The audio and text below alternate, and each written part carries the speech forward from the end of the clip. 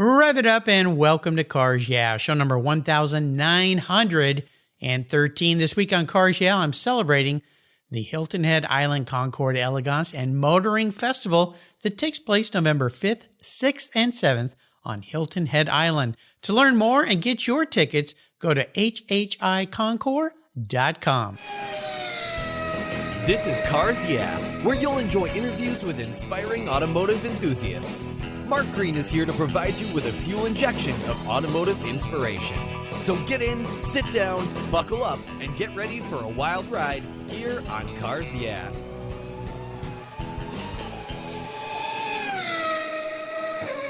Hello, inspiring automotive enthusiasts, and welcome to Cars Yeah. Today I'm in beautiful Hilton Head Island, South Carolina, with a very special guest by the name of Mary Harlacher. Mary, welcome to Cars Yeah. Do you have any gear, and are you ready to release the clutch? I'm ready, thank you, yes. Yeah, I think you always are. Now, before I give you a proper introduction and we talk about your involvement in the Hilton Head Island Concours and Motoring Festival and everything they're going to be doing, what's one little thing that maybe people don't know about you, Mary? I worked my way through prep school and college, starting out as what I called a self-employed shell fisherman. And here on the East Coast and the bays and all inland bays along the East Coast, that would be called clam digging. All right. So I started when I was 12 years old digging clams. And at that time, I caught clams for a penny a piece. And when I retired, when I was a freshman in college, I was getting paid about 1.8 cents a piece for clams. And I typically operated on a goal to make $25 a day. Wow. Clamming. And I used that to pay tuition for prep school for 4 years and then my first year in college. Holy cow. Well, not a lot of inflation on clams back in the day. Not at that time, no. Not at that time, but that's impressive. I paid my way through college as well, although I did it waxing cars. So I didn't have to wax too many cars back in those days to come up with my tuition for one quarter. And then I used to call it dialing for dollars. I'd call people and say, I need to buy my college books. Could I detail your car, please? They took pity on me and said, yeah, sure, Mark, come over and pick it up. But you did it the hard way. Holy cow. My hat's off to you. It was fun. You could do it during any daylight hour and on any day of the week except Sunday. So for a kid, that was great. I could make my own hours, work until I made my goal, and then go to the beach or do whatever I needed to do. I had a couple of friends, two friends particularly, given what you just said. We had side ways to make money, one of which was cleaning and waxing cars, and the other of which was digging dry hole cesspools. We charged $300 or so to dig a cesspool and set the blocks. Oh, okay. And then we were done. And then the plumber would come and finish up. So wow, that was another good job for 3 high school age kids. It's sandy soil. You just get your shovel and dig. In a day, we could dig one standard cesspool, which would be about 4 or 5 feet by maybe 6 or 8 feet long. Wow. Well, hard worker. Now we know why you were successful in your career. You set some goals early on and walked through them. Plus, I think for me, I felt pretty good about being able to pay my way through college. A lot of my friends were getting their parents to pay for it or whatever, which is great. That would have been fine. But you feel a lot better about your education when you're having to hand that money over, especially from digging clams. Now, I have to ask you this. Do you still eat clams to this day? Oh, yes. I love clams. I Okay. still eat them. I haven't dug any for a few years, but I still eat them. I guess the last time I dug them was about 8 years ago or so. Well, I'm sure you appreciate everyone you put in your mouth because somebody had to do some digging. Yeah, to get that. Well, let me give you a proper introduction and we will talk about the Hilton Head Island Concours. Mary Harlacher chairs the board of the Hilton Head Island Concours d'Elegance and Motoring Festival. This is a multi-day event culminating in the Sunday Concours. In his long career, he served as president and COO of Connective, a utility providing energy to more than 1.1 million customers in southern New Jersey and the Delmarva Peninsula. He has served on the board of several community organizations on the Hilton Head Plantation POA, including a year as president on board committee and task force. He's a lifelong running enthusiast, participated in 5K events and annual half marathons, and he loves cars, of course. We'll be back in just a minute, but first a word from our valued sponsor, so give them a little listen, and we'll be right back. Did you know the most damaging thing to your vehicle's interior is the sun? Harsh UV rays damage your interior over time, cracking the dash, fading colors, and the heat makes getting into your favorite ride downright unbearable. My friends at Covercraft have the perfect solution for you and me. Their quality-made sunscreens are easy to use, take seconds to install and to remove, and they protect your vehicles while parked in the sun if using a cover isn't a good option. I have one for every one of my cars. They come in a variety of colors and options, and their accordion design makes unfolding and folding them up for storage as cool as the summer breeze. Your sunscreen comes custom tailored for your special vehicles and manufactured with the quality and attention to detail that's been the standard for Covercraft since 1965. Here at Cars Yeah, I've got a savings just for you. Use the code YEAH21, that's YEAH21 at covercraft.com, and they'll give you 10% off your Covercraft order. That's right, 10% off. Simply use the code YEAH21 at checkout. Covercraft, protecting the things that move you. I was tired of my rates for my collector car insurance going up every year for no explainable reason. My carrier seemed to be turning into a media company versus an insurance company, and I realized that a portion of my policy premium was paying for all those so-called free media goodies. So I did my homework, I talked to knowledgeable collectors, shopped around, and discovered American Collectors Insurance. They've been serving the collector car hobby since 1976. You last that long by properly serving your customers' insurance need, not with a lot of fluff. ACI is ranked the #1 online collector car insurance provider according to Google, Trustpilot, Facebook, and they offer their real person guarantee live support. No never-ending phone loops when you need help. Plus, because you don't use your classic car as a daily driver, you could save up to 40% compared to regular auto insurance. American Collectors Insurance provides agreed value policies.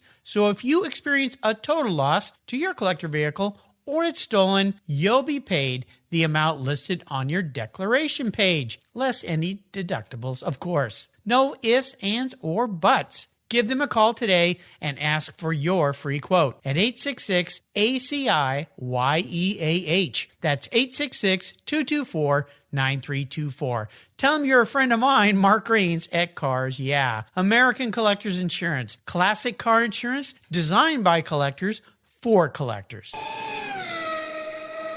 All right, Mary, so we're back. Let's dive a little deeper into the Hilton Head Concours de Elegance. I'd love for you to first tell our listeners how you got involved in the Concours. I started out 19 years ago. I volunteered to be a class host for the Concours, and I was a class host for about half an hour, and the assistant chair of the Concours at the time was looking for someone to keep track of all the cars and provide lists of all the cars in the classes and where they were supposed to be parked, check them in when they came in the morning, things like that. And she discovered that because of my engineering background, I had a kind of knack for that kind of thing. And also that I could work with the computer. She took me off of being a class host, and I ended up to be what a business would call the clerk of the works, working around. The clerk of the works. I love it. I did that for several years, and then she resigned from that job. She actually moved away. I then took over her job and eventually worked my way up, if you will, through the various ranks of the concours structure, which would be running the class house, laying out the cars, and getting everything set for the show, placing cars, scheduling the judging, all the backroom things that need to be done.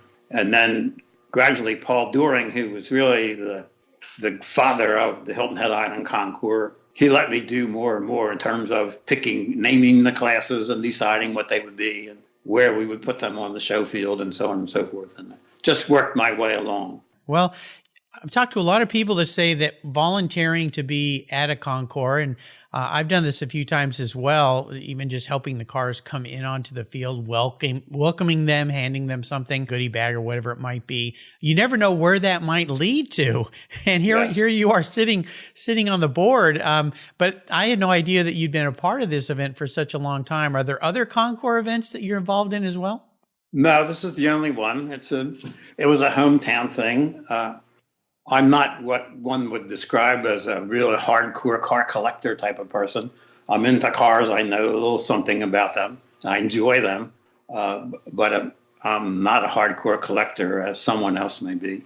But I enjoy working with the collectors and try to talk their language and understand their problems and challenges. Yeah, absolutely. Well, this event this year is a multi-day event, which makes it even more fun. A lot of concours are just one day and that's it, kind of arrive and you're done and that's the end of it. But this involves a lot of different elements. So maybe you could walk us through starting with Friday, November 5th. I understand there's going to be an event called Flights and Fancy at the airport, which is pretty cool. We've seen this at other events where they have the Jet Center perhaps and cars parked among the airplanes, which adds a whole nother flavor to the event. Yes, it does. We started as a concours Sunday only. When we started to build enough exhibitors to fill out the concours and have cars left over, we moved the cars that didn't qualify for Sunday into Saturday. And then Saturday evolved into a by invitation car club event. So what we do on Saturday is we invite about 20 car clubs and ask them to bring 15, 18, 14 cars, the ones they think are their best cars, and show them on Saturday. And then they compete amongst themselves and they cross-judge and all that kind of thing. And they leave the field Saturday afternoon, they're finished. And then we started to think even more about broadening things and actually added the word festival. So we became Hilton Head Island Concours d'Elegance and Motoring Festival. And we moved in, we put a driving tour in place on Friday morning. So that's really the beginning. And then a few years ago, we put the airport event in place, and that starts on Friday evening and runs all day Saturday. So on Friday afternoon, the planes come in. And we also place antique cars so they're mixed in with the planes. And then we have a grand party with live music, cocktails, food. And it's pretty dressy, but not formal, but dressy. I would say, cocktail party kind of a thing. And then you can go walk among the airplanes and the cars. And we try to match them up either by the years or by style or what have you. And we also have some hot lap type events, airport runway speed events. Porsche's been running those, things of that nature. All that happens on Friday night. And then we have a silent auction where we try to raise money for our charitable goals. And then those same planes and cars stay there on Saturday all day. So part of your entrance fee on Saturday is you can see the car clubs, hop on a shuttle, and it's about 3/4 of a mile away, and go over to the airport and see the planes and the cars over there. Wow. And then come back. And then Saturday evening, we have an event that we call Design Among the Stars. And we have invited automotive designers from all around the world, typically 5 of them or thereabouts. And they talk about design and exchange stories and things like that. And then they interview people in the audience. And as they do that, they sketch cars, airplanes, trucks, whatever, on a napkin with a marker, a black marker. And when they sketch that design out, hold it up, and auction it off right there on the spot. That's cool. And that's very cool. We do very well with that. We have like Maury Callum and people of that nature come up and do those designs and auction them off. That's a very popular event. It's very financially rewardable for us in terms of raising charitable money, and people seem to have a good time at that. Oh yeah. It's kind of eye-opening to me that how these designers from all the different companies get along, and they know one another and joke and carry on, what have you. They kind of put aside whatever else goes on while they're there doing that. Yeah. Yeah. It's fascinating. I think for people that are in the car world, one of those dream jobs is to be a car designer. It sounds so glamorous and so forth. I've interviewed a lot of them. While it is and can be glamorous, it's also incredibly challenging, not like the old days where somebody would probably simply draw a sketch like that and then fabricators would go in. There's all this complexity to it now. So I would imagine these designers have a nice time being able to kind of be free and just sketch whatever they want. And of course, the people that win those things through the donations that go to charity take home a nice little prize and a memento as well. And we've had a couple of speakers at that event. One is a young lady who, she and her husband do more hardcore design, largely for Ford Motor Company. But it was interesting to have her because she does the ergonomics and the hands-on tactile stuff of the interiors of cars. And she could talk to what a challenge it is for her to take these concepts and ideas from these people up in the cloud, if you will, and actually convert them to something that will work in a car. And she's very good. She can be very funny because she can talk about all the crazy design things that have actually been built and how dumb it was and things like that. So that's really good. That works out nicely. Yeah, you'd appreciate this, Mary, with an engineering background. My wife is an engineer. My father was an architect, and they always used to have this fun little banter going back and forth. She would say, "Oh, you were the guys with the rubber rulers." Yeah, that's exactly right. They'd have to figure out how to actually build the stuff that the creative people had in their mind of what could be built, but maybe it couldn't. So they always had that going back and forth. And of course, all of this culminates with Sunday, November 7th, the Concour d'Elegance. Right. So talk a little bit about what the Concour is like. A lot of us have been to Concour events, everything from very large events, Amelia, Pebble, to smaller Concour events, but this is a true Concour d'Elegance, correct? What we run on Sunday is a true Concours d'Elegance. It begins approximately 15 months before the day. That's where we begin to say what classes we want to have and which cars we want to feature and things like that. And then as we get into about 10 months away, we send invitations to exhibitors and car owners all around the country, telling them what we're trying to do and inviting them to nominate a car.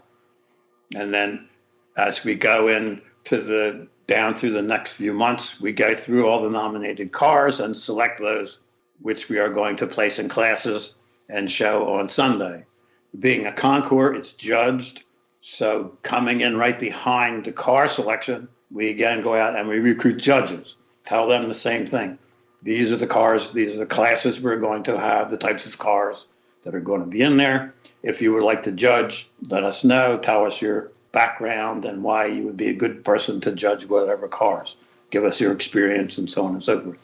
Obviously, we have a hardcore of judges, probably 40 of them that we know very well and are very experienced and that we depend on year in and year out.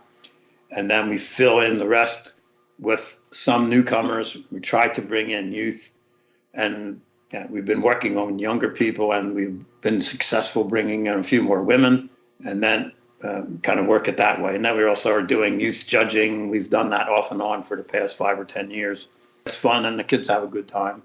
And we have now 1 or 2 judges in our group that started out when they were 14 or 15 years old. Really? How exciting is that? Well, that's the next generation and the caregivers of these vehicles. Cool. That's what we're trying to do. So then once you get that together, then it's a matter of finalizing the plans, laying it out geographically. The way we lay it out, each car has a medallion on the ground where it's going to be parked on Sunday morning when it gets there. And we lay all that out on Thursday or Friday and bring the cars in, park them in the right places. And I attend a judges meeting on Sunday morning. That starts around 6:30, 6:45. We go over the challenges of the day, and the judges begin to judge at 9 o'clock in the morning. Wow. Yeah, it's just really easy, right? Yeah, simple, right? Yeah. Nothing to it. And the whole thing culminates, and if we're lucky, it looks smooth and uneventful, and the awards begin to be given out at about 1 p.m., and we hope to finish that process at about 3:30. It's a challenge to get all that through. And there's a lot of background theatrics and hard data communication and all that needs to occur to turn the judges' results into a parade of the winning cars in the right order, and so on and so forth. It's important to have a good announcer, someone who knows cars well, and someone who has a sense for what's going on behind the scenes, so they can either ad-lib or adjust the schedule on the fly or what happened. Now, the past few years, we've been using Bill Rothermel, whom you probably know, to do that. He's excellent. He's funny. He knows his stuff. He really knows the cars, and he's good at stretching the time or speeding it up or whatever the case may be. Right. A good cadence has to happen. You know, It's a great thing. When you go to car shows, you just kind of walk around and think, oh, this is just so easy. You have no idea the immense amount of work that goes into this type of thing. Is there a couple people, I know we can't mention everybody, but a couple people that are really inspiring to you that are involved in the Concours? I guess one that comes to mind off the top of my head is the ultimate backroom guy. His name is Bill Schmidt. He's a chemist, chemical engineer, and chemical marketing person by background. He worked most of his career in various countries in Europe, and then less so here in the United States. He's a super diehard car guy, down to the nuts and bolts. He has broad knowledge of all different kinds of cars. Much of it he picked up in Europe while he was over there. So you can imagine he's a Corvette guy here, but he knows about Ferraris, or he knows about Renault, or he knows about whomever because of time that he spent in Europe.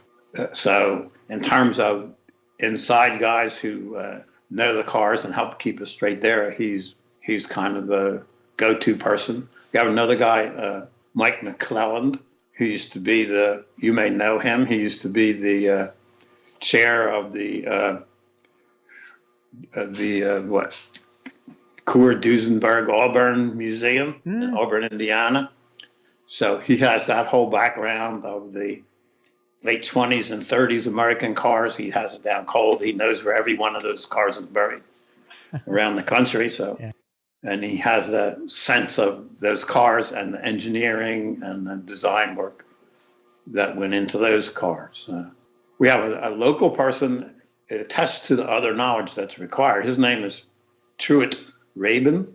Truett is a land planner, civil engineer, and landscape architect. Truett does all of our layouts for the Concours: tents, restrooms, car placements, fences, you name it. He does all that stuff. He uses aerial photos and his own skills and talents and mapping system that he has in his business, and he lays the whole Concours out for us. Wow. And gets all that through the regulatory aspects we were talking about before. Has to get through city government, has to be permanent. The police have to pass on it. The fire department has to pass on it. He gets all that done. Great detail. And then we can use his work as instructions for the approximately 600 volunteers that we use to run the show. My gosh. I mean, again, these are great testaments to the immense amount of work that has to go on behind the scenes that all of us that attend in Concours really take for granted. We just get there and everything looks pretty and we're like, oh, this, again, magic. It just happens. You know, fairies fly around and sprinkle dust everywhere and it's just perfect. So, well, a testament to those people and, of course, all the people involved in this event. As you said, 600 volunteers. I mean, just corralling all of those folks and giving them the correct directions. It's an incredible amount of work. We'll take a break here. When we come back, I want to talk about maybe a big challenge with a Concours like this that you've had to overcome. I know given the past 18 months, boy, we've all had to deal with challenges with the COVID epidemic, but maybe there's something else involved. So keep that thought in mind and we'll be right back. Here at Cars Yeah, it's all about inspiration. And our charity of choice is Tech Force Foundation, where it's all about making a positive difference in young people's lives. Tech Force helps young adults discover their talents and passions for all things automotive, with a mission of helping students develop a career as a professional technician.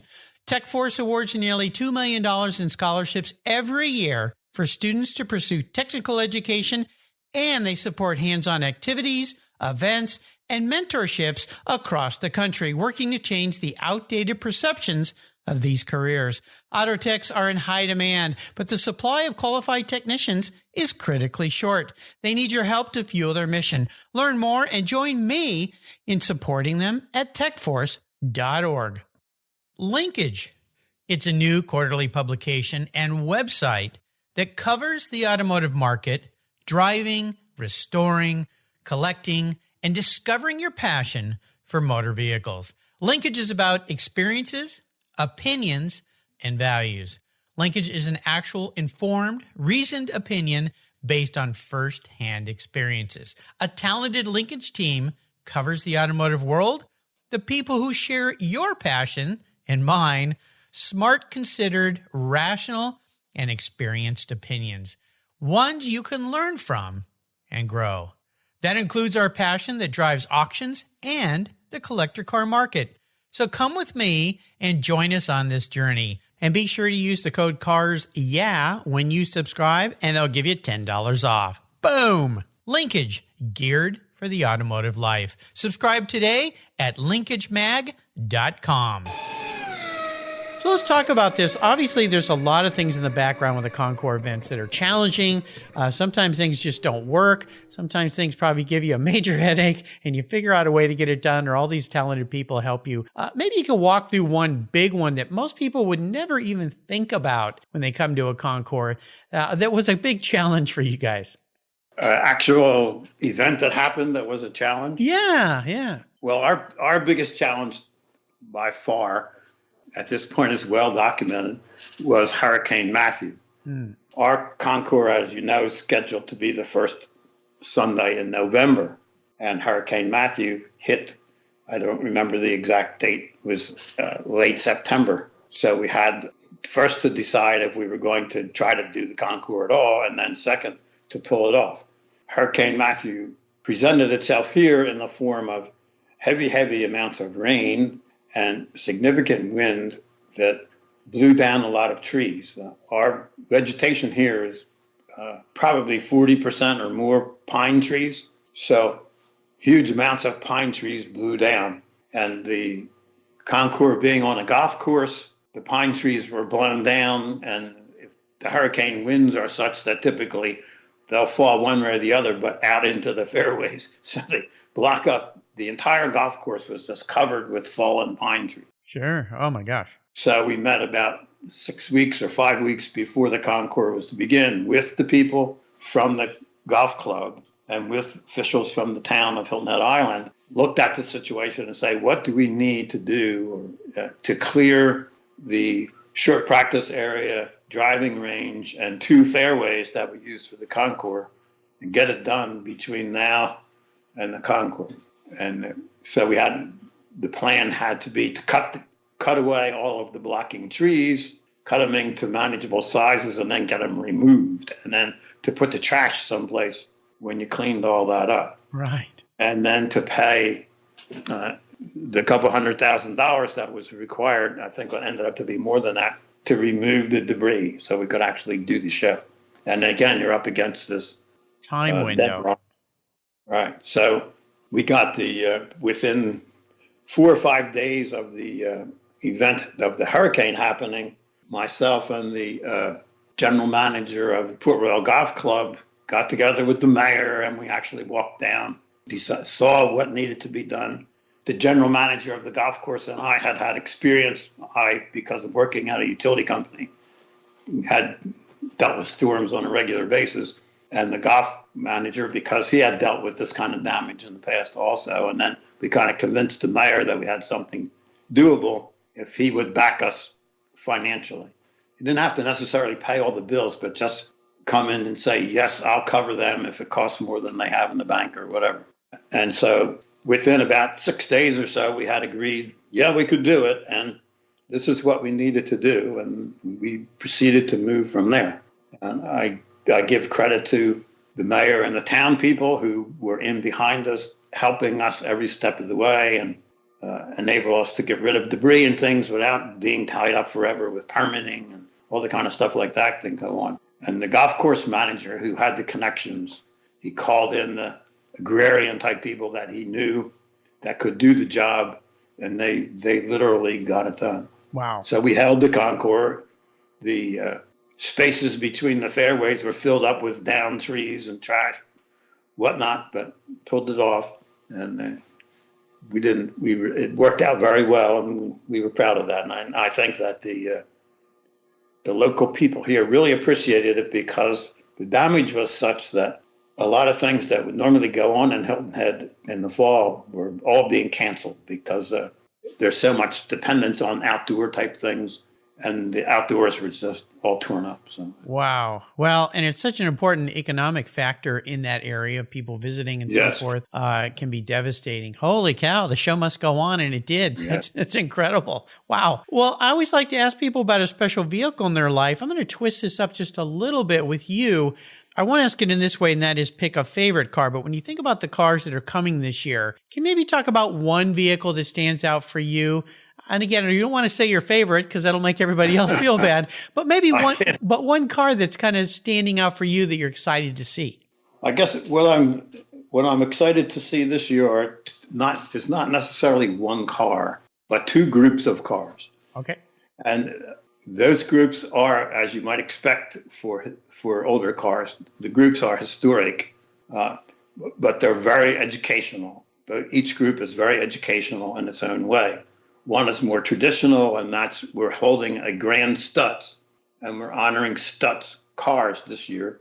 Thus far, we have 27 Stutz who will be on display on both Saturday and Sunday. Wow.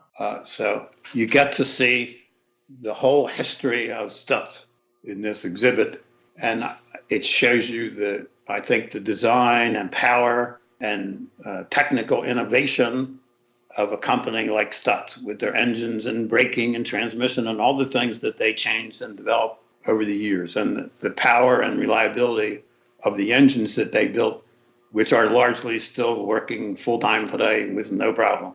And then also the variation from fancy limousines and the kind of cars cars with the gangsters would drive around in, which I think a lot of people equate with Stutz. But to go all the way down to Stutz Bearcats and so on, that were used for racing cars and for running rum around here and things like that. So that would be Stutz. And we do have the whole gamut of that. And I think that our attendees and other exhibitors will appreciate that. Amazing. On the other hand, is the other group that's most meaningful to me is something we're calling Life Electric. We're trying to take a really educational view of electric cars. We start our oldest car that will be on display is 1894 or 96, something in that range, all the way up to today's current cars. And so we will show the evolution of electric cars all in one place. And part of the idea there is to show people that what seems to be a big deal today, people were doing in 1900 with electric cars. And they had the same problems then that they have now, batteries. The traction was great. They had the traction engines from the railroads and the elevator companies and all. They had the motors that would work. And they knew about dynamic braking and all those things back then. They could stop an elevator. They could stop a subway car, right? So they could stop a car on the street easily. But the batteries, weighed more than 10 cars. Right. They had their problems that way. And we'll show all of those cars. I'm hoping that the public will recognize some of those things as they go through that. And we'll have some docent tours and so on that will try to explain how far cars went, and then basically were shut off because of the weight and convenience issues of internal combustion engines. And now they're coming back again only to face the same issues, hopefully with better technology. Fascinating. I think that's very, very cool and very pertinent to what's happening today in the automotive sector with EVs and hybrid cars and all of that. So that sounds very exciting. Here we have some of those there. And we're trying, I'm not sure how successful we'll be. We're trying to get a demonstration charging station and things like that to help people understand. Very cool. I love it. You and I are car guys. To us, we're into that. We know about it. A lot of people, they scratch their heads, or they think that the Tesla was the first electric car ever invented. Right. And yeah. I think we have to disabuse them of that kind of thing. Absolutely. Well, that's a great thing about Concour events. They're wonderful teaching experiences for people old and young. to learn about things. It's fun to take people who are not car people to a Concours, and they walk around and go, that was a car? People drove something like that? Oh my gosh, that's incredible. And especially children, well, how did they make the windows go up and down? Well, they had these things you had to crank, Right. Really? They had to crank windows? Yeah, it's a lot of fun. I'm going to be your car psychologist a little bit here, Mary. Okay. Maybe a lot. If you were manifest as a vehicle, what would Mary Harlacher be, but more importantly, why? Okay. That was a kind of a dicey question. I had to devote some time with. Good. I'd like to think of myself, I guess, as a Porsche 356 coupe. Okay. And why is that? The idea is it's simple, quick, reliable, easy to maintain and repair, things like that. And by the same token, it held up over time as a standard, as a traditional thing, and was not just dismissed as a once a year phenomena that went away. I think of myself that way, and being a runner and all, you can see why I would feel that way. I think it's the same kind of idea. If you keep yourself in good repair and rely on quickness and paying attention to what's going on and stick-to-itiveness, if you will, you can get pretty far and do pretty well. And I think the closest car I know of that comes to that, looking back in time, is the 356. It doesn't need to be a roadster or anything fancy. Just an old, 60 horsepower 356 coupe. That's fine. Well, you thought that through very well. That's nice. That's great. Now, if I ask your wife if you fit all those categories, do you think she'd agree with that? Most of them. Most of them. Definitely not all. Right? Yeah, exactly. You mentioned earlier, and all Concours events like to help other people. They all have charitable entities. For your event, what is the charitable entity? Who are we helping? Okay, in our event, we have a charitable foundation that's totally owned by the Hilton Head Island Concours d'Elegance, which is a 501c3 organization. And that we call Driving Young America. And the idea there is to take all the money that we get and put it towards the education and development of young people in automotive and automotive-related areas. And so we would focus on automobile restoration, automobile performance enhancements, automobile design and engineering, automobile racing and such, and automobile women in the automotive field. Those are areas that we have chosen. And what we do then is give scholarships to students who are pursuing those areas. Some of the more notable ones that kind of display what we're trying to do would be a partial engineering scholarship to Clemson for automotive design, and then a partial scholarship to up in Charleston to a local community college that actually teaches automotive mechanics and technicians. They work a lot with NASCAR.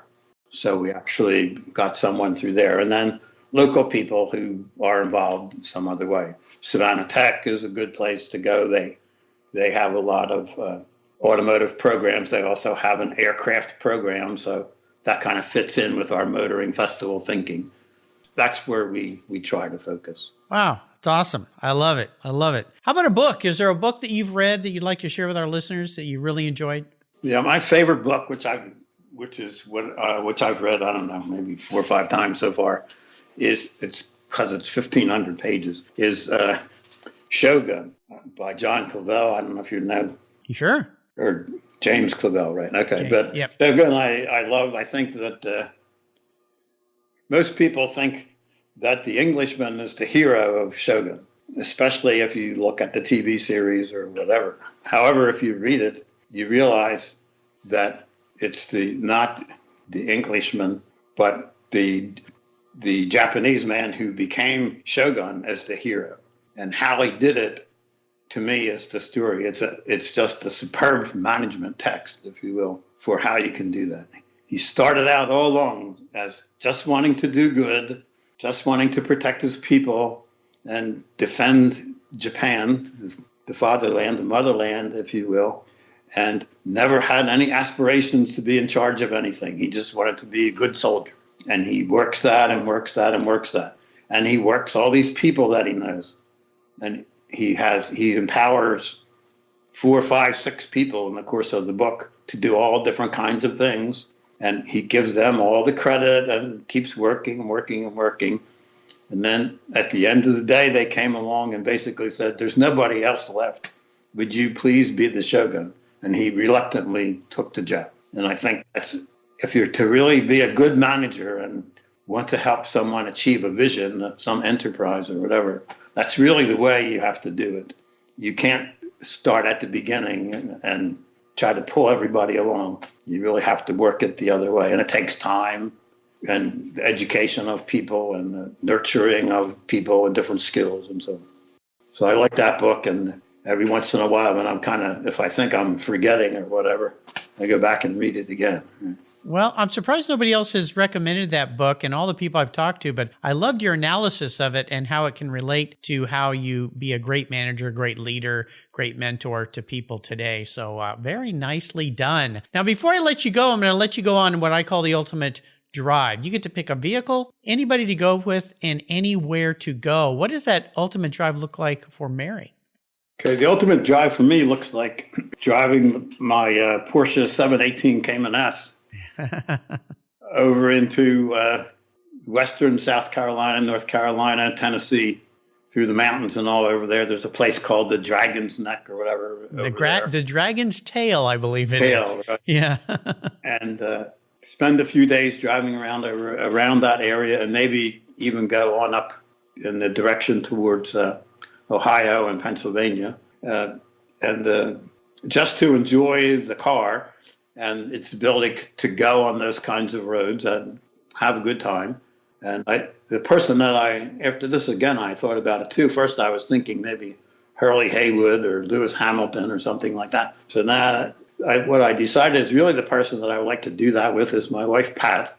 And I would do the driving, and then we could do as we normally do. We could talk about family history and funny stories and quirky people and all that kind of thing. Sounds nice. And then maybe have a discussion of our 6 grandchildren and how they're doing educationally. Bravo. Things like that. Very nice. I love the Cayman. Driven many of those things. First time I drove one when they came out, it was at a track. And I'm a big 911 guy, but I went, I could love this car. Yeah. And your car, you sent me a picture of for your show notes page. Is that in chalk? Is that the car? Yes, it is. Chalk, yeah. Yeah. Crayon or chalk? Yeah, I love your car. That is a very cool car. You're having some fun. You've taken us on a wonderful ride today, and I really appreciate you sharing a lot about the Hilton Head Concours d'Elegance and Motoring Festival. Before I let you go, could you offer us maybe some parting words of wisdom, a mantra, a success quote? I guess to me, the single mantra that I tell myself and I try to suggest to others is really just one word, but it's a very difficult word. And that word is listen.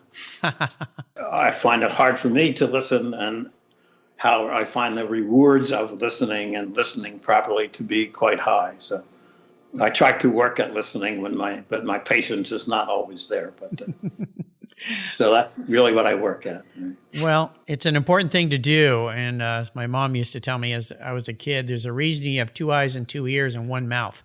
Listen and observe twice as much as you're speaking, and you'll be better off. So I think the word listen is a very powerful word for all of us to remind ourselves of. Listeners, you can enjoy the Hilton Head Concours d'Elegance Motoring Festival. Simply go to hhiconcours.com or just Google Hilton Head Concours. It'll pop up. You can go to their beautiful website, get yourself tickets. This is an event you do not want to miss. Mary, thank you for spending a wonderful bit of time with us today and for sharing your perspectives on this event that I've been promoting all week here on Cars Yeah. Until you and I talk again, my friend, I'll see you at the Hilton Head Concours d'Elegance and Motoring Festival. Hope to see you there also, Mark. Thank you very much for your time. You're welcome. This was a great pleasure. Thank you so much for joining us on today's ride here at Cars Yeah. Drive on over to carsyeah.com to find show notes and inspiring automotive fun. Download your free copy of Filler Up, a fun book filled with gorgeous photographs of fuel filler fun, including quotes from more inspiring automotive enthusiasts. Download your copy today, and we'll see you next time on Cars Yeah!